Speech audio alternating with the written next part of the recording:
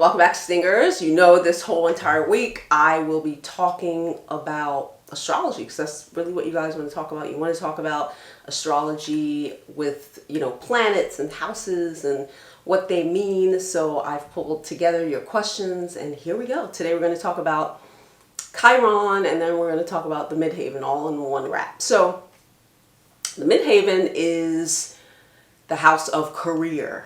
But the 10th house is also many things. So don't confuse work with the 6th house, which is like daily activities and things you do on a regular basis. So the 10th house we know is at the top of the chart and we're all trying to get there. It is ruled by Capricorn, which is ruled by Saturn. So it's the house of responsibility. It is the house of authority. It is the house of reputation. It is the house of career. It is the house of all the things that's going to happen publicly. It's like what you're known as. Now, many of you guys are saying to yourselves, well, I work at the post office now. Is that my career? Or, I'm an Uber driver. No, that doesn't mean anything. I've had many jobs in my life and whatever.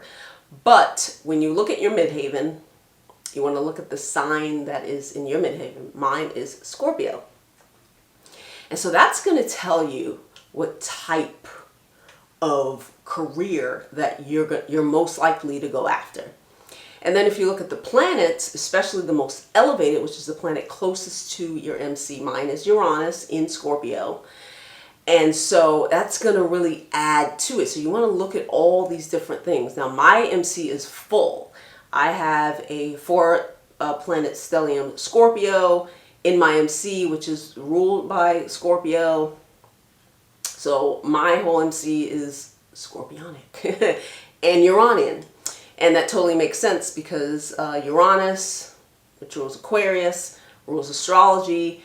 But the way in which I talk about astrology is totally different. We go deeper, don't we? We talk about breakdown and rebuild. That's the basis of what I do. So it all makes sense. Everything is in a Scorpio way.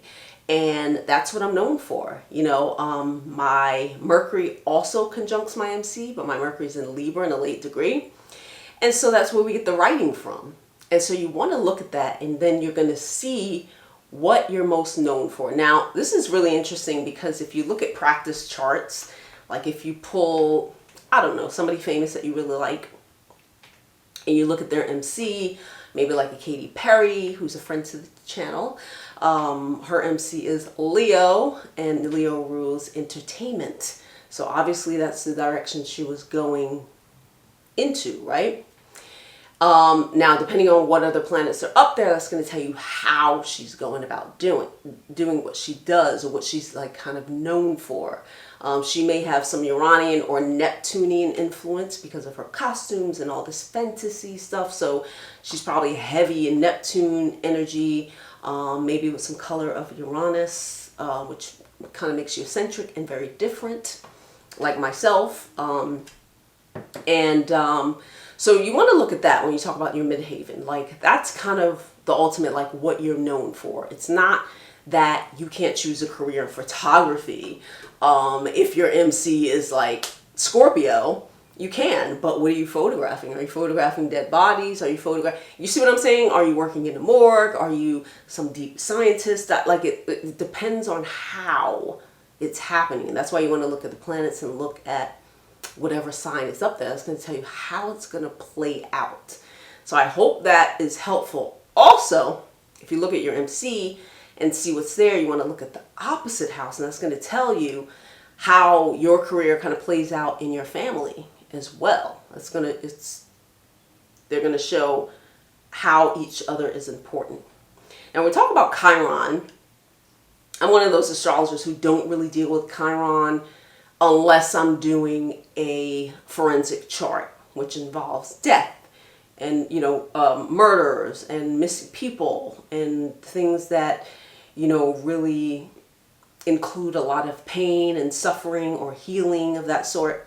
So Chiron, they call it the wounded healer, and wherever it is in your chart, it will show you where maybe there is a chance to heal. It depends on, maybe you have Chiron that's trining your sun, and a trine we know is a soft aspect and it's helpful to you. So there may be a chance to heal there. Now, if we see it squaring or in opposition to something. Maybe it's opposite your sun or squaring your sun. Your father or men may have a lot to do with your pain and trauma and healing. And now you always want to look at what else Chiron is doing, because I'm sure it has other aspects. If it only has one aspect, that's really important, of showing you where that connection is, where that healing's coming from, where that trauma's coming from, how you're even going to overcome it, or can you overcome it. Maybe it's conjunct Jupiter, which means you have, a high chance of really overcoming a lot of traumatic pain and suffering. And the house it's in is going to tell you really what the pain and suffering involves. All right, guys. I hope that was helpful. I hope you love my mini classes. Like, subscribe, share, and all that good stuff. I'll see you at ScorpioSunScorpioMoon.com, where you can get all my paperback and my audiobooks. If you're here in New York City, you guys know you can head over to Shanti Bookshop. They have my books and crystals and all that good stuff. They're on East 14th here in Manhattan. You could also get a master chart reading with me, where I break everything down for you. You can get a one-on-one soul session with me for 45 minutes to talk about everything that falls under the Scorpio Sun, Scorpio Moon umbrella, astrology, healing, relationships, and all that good stuff. I'm doing forensic charts, as you guys know, and I think that's it. Yep. All right, I'll see you soon.